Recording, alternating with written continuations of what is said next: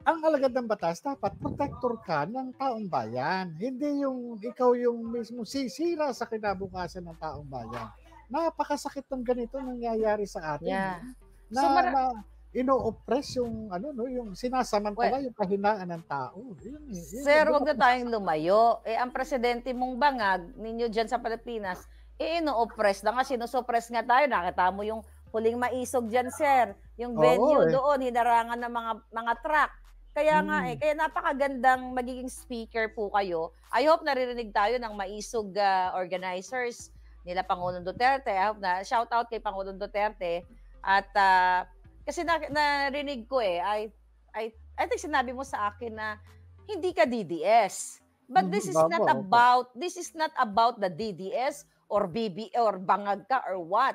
Ito yung lagi kong sinasabi, this is about the truth, your Mhm, truth, to educate the Filipino people, especially yung sabi mo nga, yung opo. nakakalawit na nagsisigarilyo lang o nagpapahangin lang, biglang dambutin ng PIDEA agent o ng police at dahil gusto niyang ma-promote, gagawa niya ng kwento, di ba? So, Oo. napakagandang Kasi ma-educate mo ang mga ang ano taong natin bayan. dito is para masira o mawasak yung mga ginagawa ng mga tiwaling alagad ng batas. Wala silang lugar dito sa Pilipinas. Yeah. Ang dapat na natitirang mga alagad ng batas dito sa ating bansa ay yung mga dapat na yung malilinis.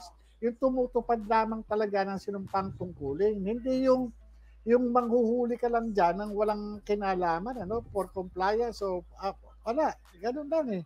Yun ang Yeah. gusto kong mawala. Kaya dapat ang taong bayan ma-educate.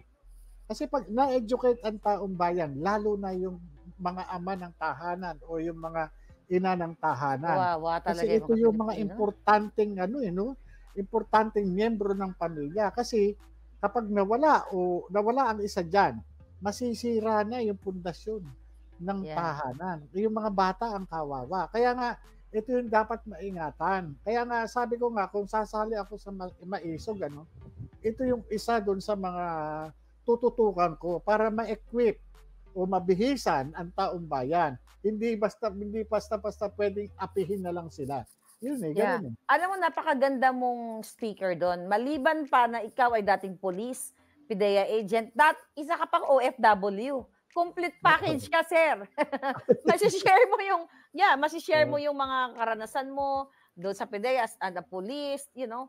I think Oo. napakaganda mong resource person. I am looking forward na makita ka sa entablado, no? Kung hindi nila harangan ng mga truck, yung mga susunod Oo. na mga maisog rally. But I don't think na magwawagi ito mga to kasi ngayon global approach na po tayo eh. Ang dami na talagang humahakbang na mga kababayan natin bilang maisog. Actually, kaka-text lang sa akin ng mga Paris, ng taga Paris si Noel. Anyway, Noel Sual. Oy Noel, kumusta ka diyan? Ayan, so nag-iipon na siya. Meron siyang ayan may Paris ito. Oh, ayan. Ayun. Oo. So, nakakatuwa kasi ang daming talagang gustong maging part nito and I'm so happy for you na open ka na one day maging speaker ka, sir. Kung po pwede nga lang ano, kung halimbawa kahit sa ibang bansa, kung meron naman silang screen o ano man ano, kung po pwedeng live feed ba na ilalabas sa screen na po pwedeng magbigay ka ng ano Statement. no, ng statement o ng ano no as resource person ano.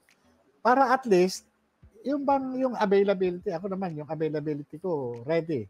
Mhm. Ready ano para doon sa mga kababayan natin sa Mhm. mga OFW at yung mga kababayan natin OFW na merong pamilya rito sa ano no sa Pilipinas na nag-aalala sila kasi ang dami ko na rin nakakausap ano na yung pamilya nila ganito na involved sa ganyan, nahuli, kinulong, hindi wala Mhm. namang kasalanan. Kawawa Ganun eh.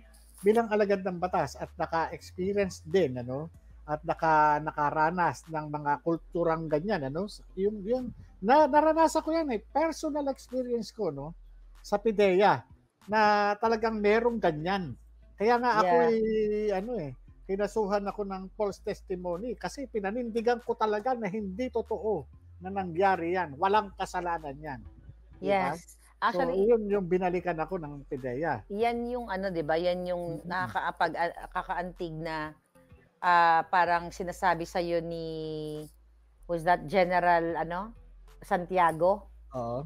'di ba? Yan yung sa hearing na na sinasabi General no, ano, no, si General Kakdak, Kakdak General yata, Kakdak, Kakdak, o na General sinasabi Kakdak. na all set up na daw yung Oo. yung kaso na yun, tapos Oo. biglang nag-change ka. So, hindi na ipaliwanag ni General Kakdak sa taong bayan, pero I think napaliwanag mo ba yun? Oo, Nakalimutan ko na. nung nag-ano Na tayo. kaya mo ginawa yon, nag-change ka ng testimony to tell the truth para Oo. iligtas mo yung yung taong yon na wala namang kasalanan, kundi ginawan-gawan lang, tinamnan, which is fabricated crime ng PIDEA na pinilit kanilang Tama, mag-testify, tama. right? Oo, tama. Kasi unang-una, no, bilang alagad ng batas, tungkulin mo, no, na protektahan yung ano, no. Kasi yun yung nadatnang kong kultura, eh. Ang pangit Pero, ng kultura. alam mo ba, ano yun, eh, talagang nare-realize ko na mali, mali, eh. Alagad ka Yeah. ng batas, eh. Alagad tayo ng batas, eh. Wala ba tayong ano na itama ito? Hindi, pag tinama natin 'to, eh, makakasuhan tayo, matatanggal tayo. Eh, so what? O di tanggalin na nila ako, eh, walang kasalanan 'to. Kasi ang singilan naman dito, hindi dito, eh. Yung mas masakit yung hataw nung nasa itaas, Kaya 'di po ba? yan, 'di ba, hinaharap mo hanggang ngayon yung At kasong saka yan yun, dahil oo. nanindigan ka dito Yun yung sa ginagamit nila biktima. sa'kin. Tama, yan yung ginagamit nila sa'kin sa Senado para masira yung credibility ko. Credibility Pero mo. so what, 'di ba? So what, na bumaliktad ako sa statement ko, pero hindi ko matiis dun sa tao 'no, kare-kare yung anak. Mga bata, Walang kasalanan yung tatay nila, pinakulong sila ng grupo ni Morales, 'di ba? 'di Ito ba? si Morales na 'to alagad ng batas, 'di ba? At So, sir, yun ikikwento yung nung alam mo panindigan. kung hindi ka nanindigan sa tama, yung biktima yun, yung lalaking yun, yung tatay na yun, hanggang sa huling hininga nun hindi ka makakalimutan, baka isinusumpa ka araw-araw, na Oo, dahil ay sa moralis na yan nakulong ako, na walang kasalanan. So I salute you for doing the right thing, na sa kabila ng ang kapalit ay iyong karir. Ang kapalit sa iyo ay pangungutya ng mismong institusyon ng gobyerno, nanindigan ka na sabihin ang katotohanan para mailigtas mo ang isang taong walang kasalanan para makapiling niya ang kanyang pamilya at mga anak. alam niyo, yun ang dapat maalis sa kultura, sa sistema ng law enforcement natin. Kasi, Yeah. alam niyo, kawawa talaga. Lalo na yung mga walang kakayahan ay ipagtanggol yung sarili nila. Kawawa, kawawa. Kasi may anak din kayo eh, tao din kayo eh. Tama, tao lang. May Kasi ang masakit dito, no, kung sino pa yung merong mga kakayahan, kung sino pa yung mga may pera, sila lang yung may karapatan na makaligtas sa kamay ng batas. Yun eh, yun yung nakakasakit ng loob. Yun ang nakakasakit ng Katulad, loob. sir, ng ginagawa sa yung pagdi-discredit, pagpa-fabricate ng kung ano-ano mga kwento, mismo, sabi ko nga, mismo ang gobyerno na kung saan pinapasweldo ng taong bayan, binabaliktad kayo. Yun eh, di ba? Yun eh. Sa Eh, halip na, Yeah. alam nyo sa halip na nag-imbestiga sila, inaral nila na hindi magkakaganyan eh. Hindi ako, kaya nila ako ano iniingatan nila? Mabuko yung sistema nila? Ano tingnan mo tuwing flag raising, nanunumpa yun ng katapatan sa watawat ng Pilipinas. Nanunumpa doon sa ng civil service. Ako'y kawani ng gobyerno, ganito, ganyan, bla bla bla bla bla bla. Tingnan nyo. Di ba?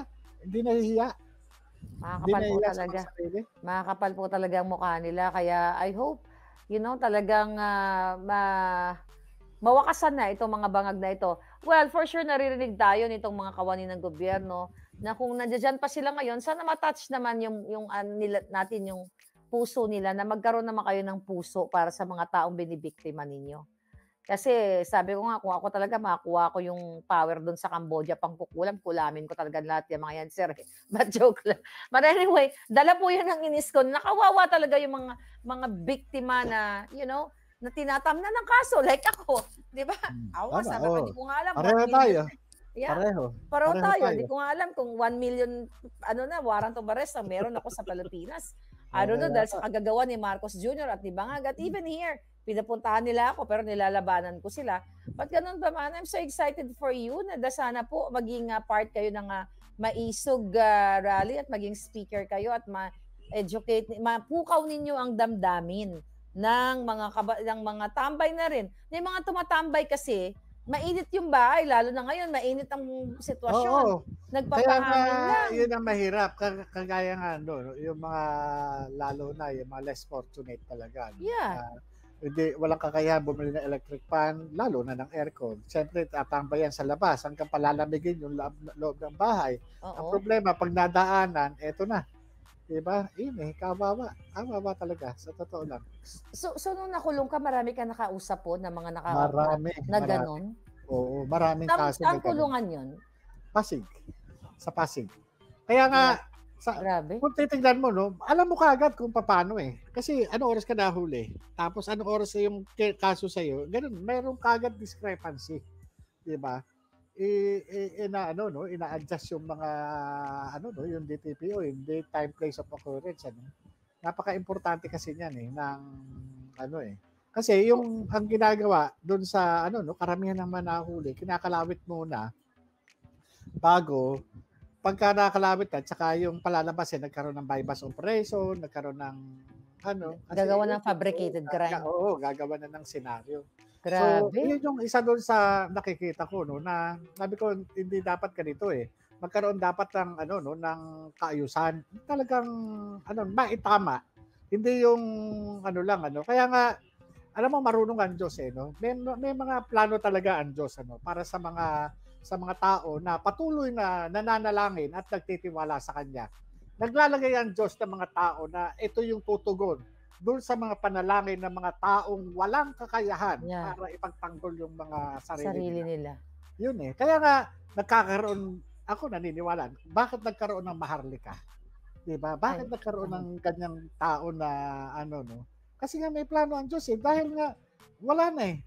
Kumbaga sa polluted na yung mga ibang inaasahan ng wala na nga media, sir eh. Wala na media. Tapos ang nagigipit, gobyerno pa. Bakit ang tao nag-resort sa'yo? Bakit sila nandyan? Bakit naka-hook up ang mga tao sa'yo? Yun yung isa doon sa... Ibig sabihin, the government is not working for the people. The government is working for the addictus or the pulboronic. Sir, let's say for example, ako bilang isang mahirap na nakatambay lang, na ako'y nagpapahangin lang. Kunyari ganyan yung sitwasyon. Dinampot ako ng PIDEA o ikaw, anong ginagawa mo o pagbintahan ka? Ano pa dapat ang gawin ko?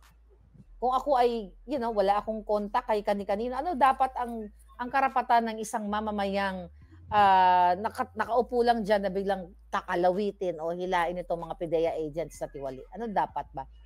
Una-una sa ganyan, ang kinakailangan na ma-counter dyan yung oras ng na nakalagay doon sa dokumento kung paano ka hinuli.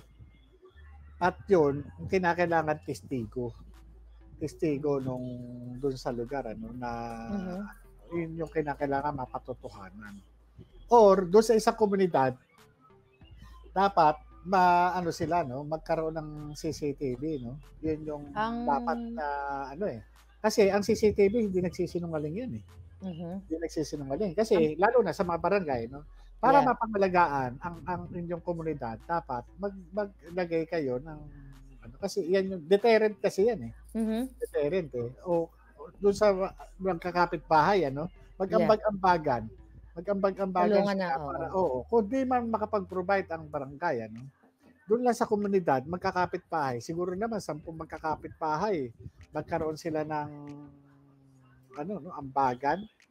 Yan, malaking tulong yan sa kanila. Alam mo, sir, dapat yan ang ginagawa ng mga kongresista at mga senador na gumawa ng mga batas, di ba, na kung paano protektahan itong mga ganitong klaseng mga kababayan natin na walang kaalaman sa batas, walang tagapagtanggol. Well, meron naman tayong public attorney's office, pero mukhang na-impluwensyahan din ng gobyerno, ibig na gawin nila ang tama para bigyan ng libreng abogado itong mga mga biktima ng mismong ng gobyerno. So talagang lose-lose, talagang sobrang talo ang ang mga Pilipino sa ganitong usap. Doon pa lang tayo sa tambay pa lang na nagpahangin ka lang eh. wala kang ginagawa, yung bigla ka nalang damputin, di ba? Oo. Alam mo, yan yung kagaya Kaluoy niyan, talaga ang yung mga Pilipino. depressed areas, Yeah. kagaya yan, sige, electric fan nga, walang pabili, camera pa, di ba? Kumbaga sana, ito yung dapat tutukan ng mga, ng mga politiko, na merong mga nangungumisyon sa mga construction, yung mga Yeah. project, Kaya, ang yayaman na, di ba? Ang yayaman na, pero nangungumisyon pa doon sa mga government projects, di ba? So, talagang Ayaw kala nilang. mo yung mga Kaya nga, sabi ko kung di pa tayo magkakaisa, hindi pa tayo magtutulungan, nasa atin na eh. Nasa atin ang kapangyarihan, pero hindi lang natin alam kung papaano gamitin ang kapangyarihan. Hayaan ninyo, kapag tayo nagkasama-sama sa maisog, lahat yan ipaglilingkod ko sa inyo kung paano natin palalakasin, bibihisan ng kaalaman ang taong bayan. Kasi nasa atin ang kapangyarihan, hindi lang natin alam gamitin. Well, I think alam na ng taong bayan ngayon kasi actually si Attorney Vic, I believe, on the way na sa New York at ang mga tao doon nag-aantay sa kanya, yung mga humahakbang na mga maiisog. This is gonna be global approach, Agent Morales. Ang daming nagme-message sa akin na nagli-lead na sa kanilang mga lugar kung nasaan man sila.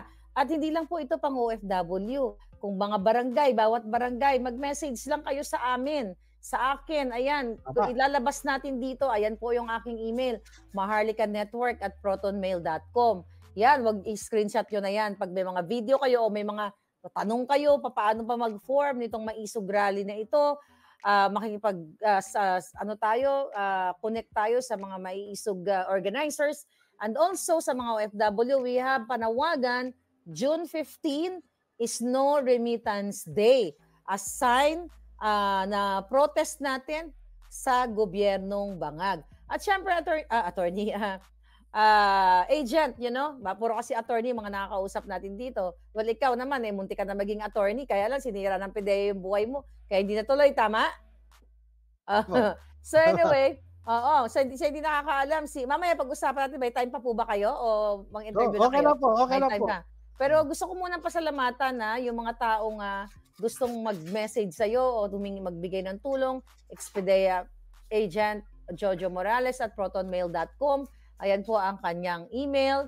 And syempre, gusto natin pasalamatan ng mga palangga ngayon, si Flor Deb, pangkapidaw, ni J.M. Morales, si Evelyn Aguilar, si Elaine Barbas, pang snacks, Sir Morales, God bless you. May pang snacks. Melon TV, wag magpadala sa June 8 from Japan, sabi ni Melon TV.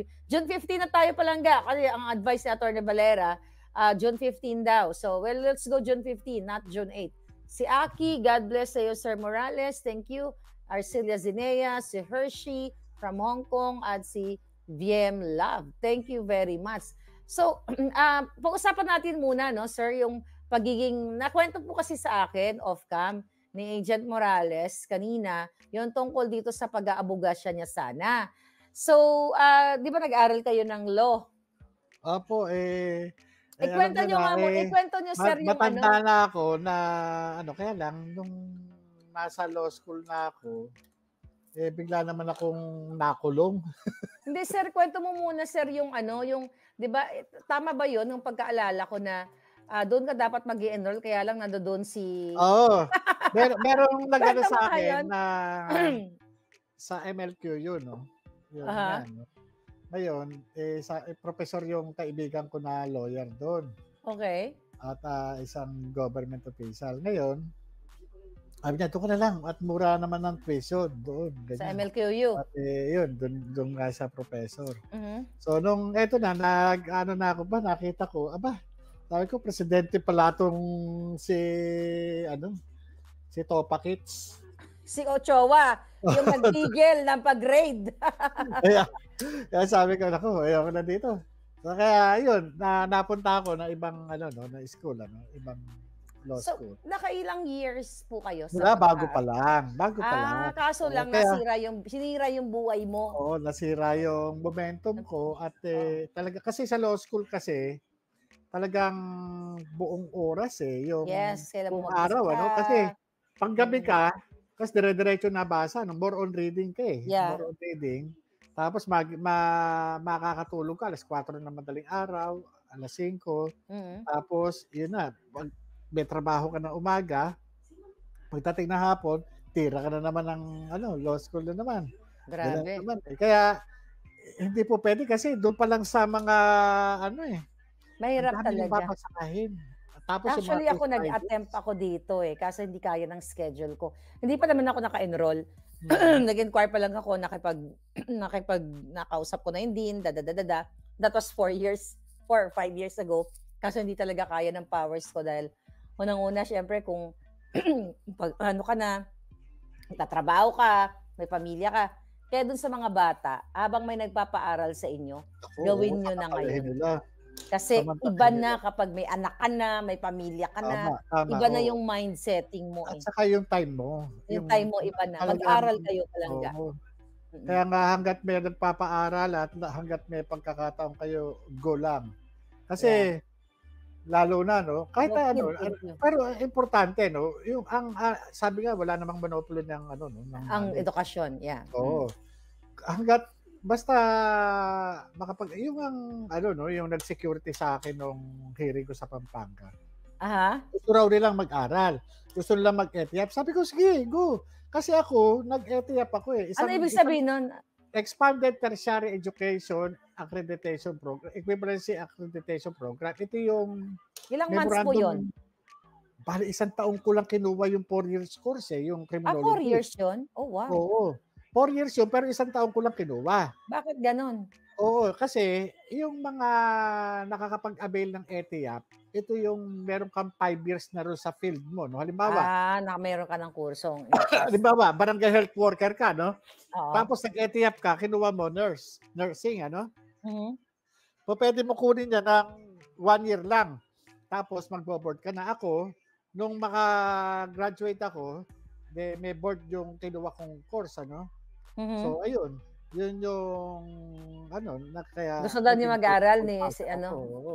Bata pa naman yun Kaya Mm. kaya advice natin dito sa mga bata, yung mga bata-bata sa atin, kung may nagpapaaral sa inyo na hindi kayo gumagastos, pinapaaral kayo ng mga magulang nyo, tito, tita nyo, lolo't lola, mag-aral kayo palangga.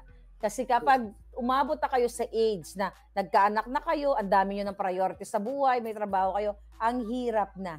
Alam nyo, kung Mm. matutuloy si si Attorney Vic o si Attorney Glenn Chong sa Senate, yan ang ko sana sa kanila, ipapakiusap ko na itong mga kababayan natin na gusto mag-aral o mag-avail ng ETIAP na kasi ang kailangan lang naman sa kanila is tuition Ito yung mga tao na talagang seryoso na gusto makatapos para at least magkaroon ng career advancement ba. Yeah. Kasi biruin mo, sayang ito. Biro mo, relevant experience meron sila. Yun lang, relevant education. Relevant training meron na sila. So, relevant education, i-compare mo ito doon sa mga batang hindi pa Yeah. seryoso sa buhay. Itong mga kababayan natin na ito, lalo na yung mga head of the family, nabigyan ng pagkakataon ito. Naku, sabi ko gano'n, ito yung mga pag nilagay mo dyan, talagang gagawa ng mabuti dyan. Ang problema kasi sa gobyernong ito, sir, magsimula sa presidente hanggang sa barangay level, lahat kawatan Lalo na hindi. sa Kongreso at Senado. Okay. Siguro mas maganda move on tayo kasi unang-una yung mga na yan hindi na magtatagal yan. Okay. Dahil nakikita na natin, Okay. abot kamay na natin yung pagbabago ng ating pamahalaan. Gising na taong bayan Eto bukas makalawa, iba na presidente. Ibang pamahalaan na. Eto pamahalaan na ng taong bayan. Sana talaga magkaroon ng ganyang proyekto, Kasi like ako, working student din po ako Talagang ako nagpaaral sa sarili ko. Sabi ko nga, iba yung level tayo lahat na iba-iba yung ating strong points. Hindi lahat strong like you and me. So talagang dapat may government, may mga programang na, may batas na nagbibigay talaga ng opportunity sa mga katulad ng binabanggit ninyo, sir, no? Oo. Katulad ngayon, may mga congressman tayo, anak lang ni ganito, di ba? Yes. May mga senador tayo na eto lang. Ngayong panahon na matalino na ang tao kasi alam nyo kung bakit? Yung nararating ng Maharlika Network nitong Boljakan na 'to ito yung mga tao talaga. Hindi na ito na yung may taong mga may pakialam na, That's matatalino true. na. Kaya That's nga yung true. susunod na henerasyon natin, ito na makakapaglagay na tayo ng quality leaders. Talagang kumbaga sa hindi lang sa resulta ng sikat ito dahil sa ganito o anak ni ganito o ng goyo ng tao na inexploit sila sa Mhm. problema nila, 'di ba? Makakapaglagay na tayo ng mga tunay na leaders kasi nakikita naman natin kung anong mga pinaggagawa 'di ba? Yeah, I'm Nakikita looking natin. forward. Sana po talaga very soon na talagang totoong babangon yung buhay ng mga Pilipino. So napakaganda, agent, yung alam mo ganun mga senior niyo po talagang sabi ko nga ang dami sa aspect ng OFW, sa education, sa pagiging police, sa pagiging yung paano ipagtanggol ng mga ordinary citizen, ng mga kinakalawit, ng mga tiwaling police o mga PIDEA agent. So ang dami mong ma-share na mga ng knowledge, experience sa ating mga kababayan. I am really looking forward for you to speak up, even not in the Philippines, kahit sa ibang bansa, para malay mo, magsama po tayo sa isang pagtitipon. Opo, I'm so kasi excited. ang Yeah. ang purpose lang kasi natin dito lalo na sa Maisog nakikita ko naman talaga, 'no, na ang purpose talaga ng Maisog is ma-educate yung tao, mabihisa ng 'no, ng tamang kaalaman. Kaya nga ako sasali ako para at least, maging parte ako dun sa magbibihis sa taong bayan. Hindi Sure. naman natin purpose dito yung manira ng kung sino man, eh. Ang inaano lang natin, ini-educate natin sila at ini-inform natin sila sa tunay na issue. Dun sa That's tunay na true. nangyayari dito sa ating bansa. Yun dun Yeah. tayo Wow. So, yeah, I know may interview ka pa mamaya. Panghuling salita na lang at from time to time mag-update ako sa iyo o baka mamaya mag-surprise visit ka na naman sa PIDEA. Mga kababayan, pakita ko na yung picture doon, no? Ayan, nag-surprise visit si Agent Morales, nakakaloka. Ayan, nagpa-picture pa diyan. But anyway, thank you for your braveness, JM, Agent Morales. Thank you so much. And mag-ingat po kayo, please. Ayaw naming masaktan kayo, magurgur kayo ng mga bangag-bangag. So, andito lang po ako at ang mga kaibigan natin to provide you security sa iyong mga hearing. So, magkasama po tayo hanggang sa huli. Kayo na po ang panghuli sa ating mga kababayan. Mga kababayan, magsama-sama po tayo na palakasin natin ang isa't isa. Huwag po tayo matatakot dito sa no, doon sa ating pamahalaan na walang ginawa kundi tayo ay isahan, gulangan, apihin at sikilin ang ating mga karapatan. Magising na po tayo at magtulong-tulong po tayo. At darating ang ang oras na itong mga sumisikil sa ating mga karapatan ay sama-sama nating pabababain sa pwesto. Sama-sama Maraming nating